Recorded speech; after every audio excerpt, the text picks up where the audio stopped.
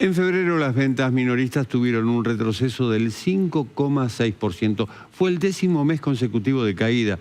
Para hablar de este tema estamos con Matías Franco, consultor de empresas pymes. Hola Matías, buenas noches. Buenas noches, Jorge, ¿cómo están? Espero que bien. Bien, bien, gracias. Bueno, estamos viendo caídas y caídas y caídas. ¿Ves en el horizonte alguna luz para que las pueda frenar? Mira, si me apresuro a responderte, te digo que sí, y en unos minutitos te explico, por lo menos te doy una opinión para poner arriba de la mesa. Déjame sumar a la realidad que vos bien comentás con el dato de la caída del 5,6 interanual de febrero de las ventas minoristas, que eso es cierto, que se le suma también que en Argentina ya venimos con un dato que es realmente trágico, que es que 8 de cada 10 personas hoy están endeudadas, 8 de cada 10 empresas pymes están endeudadas, y encima de esto, una de cada 4 personas endeudadas hoy encima tiene problema de morosidad. Hay muchas familias llegaron a deber en el último informe del Banco Central alrededor de 2,5 salarios. Ahora, la verdad que dicho todo esto, cuando uno hace las lecturas, en principio aparece un pequeño dato interesante que no lo quiero dejar pasar, y es que uno tiene que saber que cuando uno analiza un dato, y más un dato económico, 3 meses marcan tendencia. Y entonces cuando hay un quiebre en eso, ya sea para arriba o para abajo, nosotros hablamos con las empresas también, cuando ves que vendiste mucho o estás muy abajo y vendiste muy poco, tenés que preguntarte por qué está pasando.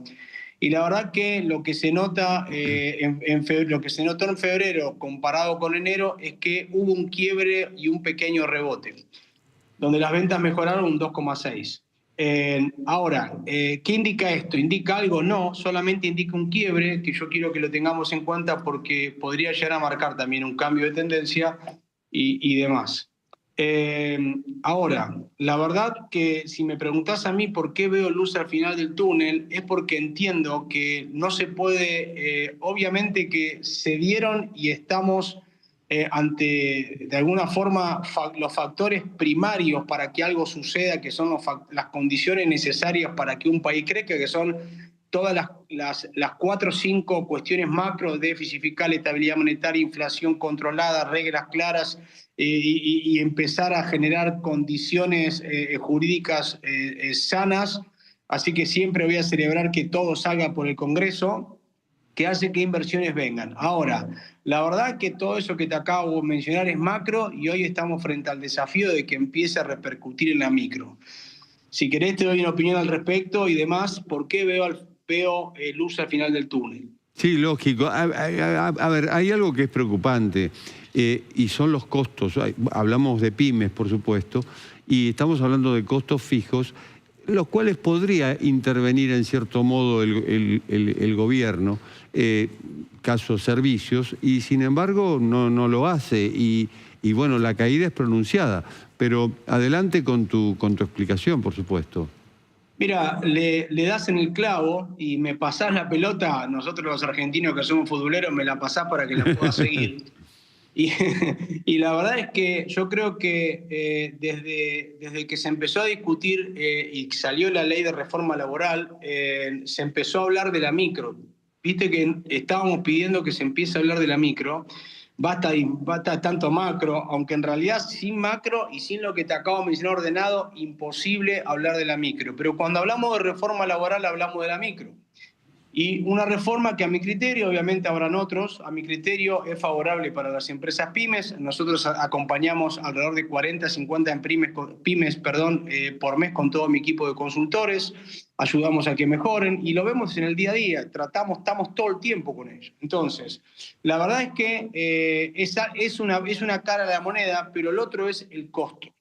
Y es el famoso costo argentino. O sea, yo creo que no podemos hacer este análisis completo si no entendemos que lo segundo que tiene que venir, que el presidente Milei dijo que iba a hacer, y espero realmente que lo haga, tiene que ver con una reforma tributaria que acompañe la reforma laboral y que permita entonces meternos mucho más en la micro, porque lo que hay que sacarle al pyme es la pata de elefante enorme que tienen cada uno cuando se levanta a la mañana, con un sobrecosto que es solo de coyuntura argentina, no tiene nada que ver con la gestión comercial, ni mucho menos con el entorno externo, es puro nuestro, que nos dice que tenemos una barbaridad de impuestos. Entonces, cuando nosotros analizamos lo que ingresa menos lo que sale igual a lo que me queda, como en una casa, pero ahora en una empresa, te das cuenta, hay una imagen que está muy buena, la debes haber visto seguramente, que es la de una remera. Una remera que está partida en los elementos del costo. Y cuando está la imagen de la remera, hay otra de un camión también, es lo mismo. Cuando está la imagen de la remera, te das cuenta que la remera está dibujada y el 55% de la remera, el 52% de la remera, es lo mismo, se llama impuestos. Y que solamente este borde que está acá al costadito, este ribete de acá, sería, en el mejor de los casos y en las empresas que logran gestionar bien, el 4,5 sería su ganancia. O sea, tenemos que dar lugar a eso para que entonces se empiece a visualizar. ¿Sabes por qué? Y te cierro la idea.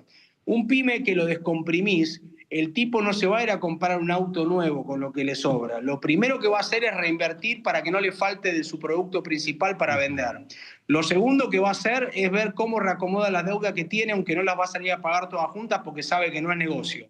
Y en tercer lugar, antes que eso, ¿sabés qué está pensando? ¿Cómo hago para mejorarle las condiciones de ingreso a mis propios empleados y a ver si ahora puedo tomar más empleados que antes porque lo estoy necesitando? Esa es la mentalidad de un pyme. No es cierto que el pyme esté pensando en cualquier otra cosa. Por lo tanto, yo creo que con estas condiciones puedo llegar a visualizar, sin ser un optimista obtuso, estoy hablando sobre datos y una opinión de alguien que trabaja hace 20 años con empresas pymes.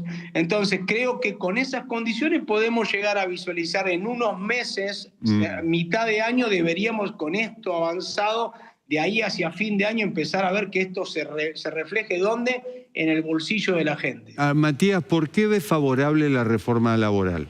Porque la reforma impositiva sí es necesaria, evidentemente es una barbaridad los impuestos que se pagan. Pero ¿cuál es tu conclusión sobre la reforma laboral que dijiste que es favorable? Mira, te doy una opinión. En principio te puedo decir que el hecho simple de que, o el hecho, mejor dicho, de que se haga simple lo que era complejo, eso se traduce en plata. Te lo voy a decir. No puede ser que en Argentina tardemos más de 30 días para abrir una empresa y en Chile 5. Bueno, sí. Y en Miami 4.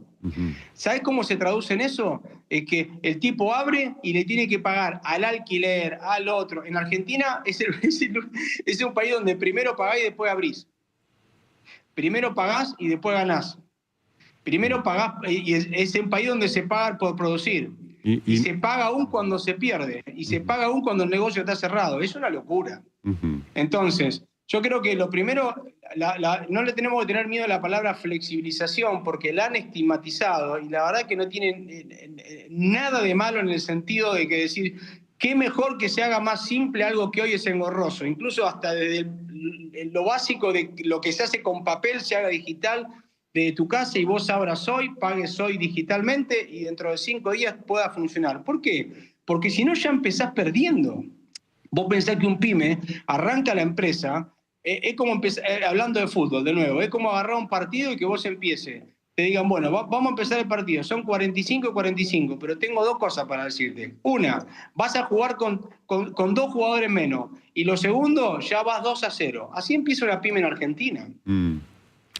Entonces, después le queremos exigir que esa vaca de leche. No, si ya la estamos matando antes que empiece a jugar el partido. Entonces, yo creo que primero esa flexibilización, vuelvo, no es una mala palabra. Nos han mentido diciendo que es una mala palabra. No lo es. O sea, claro, mejoremos. Segundo, sacarle las regulaciones absurdas que existen asociado a esto. En tercer lugar, déjame decirte que, de verdad, muchas de las cosas, por no decir todas, muchas... yo me encargué de bajarme la ley, marcármela, ¿viste? Me gustaba, tengo 50, así que agarré el fibrón amarillo, me lo escribí. Muchas de las cosas de la ley, en realidad ya estaban ocurriendo. Eso de pedirle, che, mirá, ¿sabes qué? Toqué al médico. ¿Cuándo? Pasado mañana. Ay, bueno, buenísimo que me avisaste. ¿Y cuándo vas a cubrir las horas? Y mirá, ¿cuándo necesitas? Ya se hablaba eso. Lo único que se está haciendo ahora es darle un marco. Y la verdad que en ese ya se hablaba, no sucedió que, bueno, ahora como te fuiste al médico te voy a matar y te voy a poner que labure los domingos a las 6 de la mañana.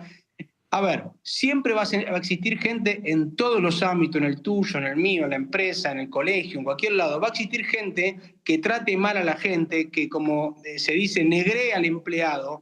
Pero déjame decirte que es la excepción a la regla. La mayoría no piensa así. Matías. Entonces digo, sí. No, hablábamos de fútbol y el árbitro está tocando el silbato y se termina el partido. Te agradezco muchísimo, muchísimo realmente esta participación en Noticias a las 20:30. Bueno, gracias a ustedes. Quedo a disposición para ampliar la información cuando lo necesiten. Un placer, muchas gracias. Para atraer a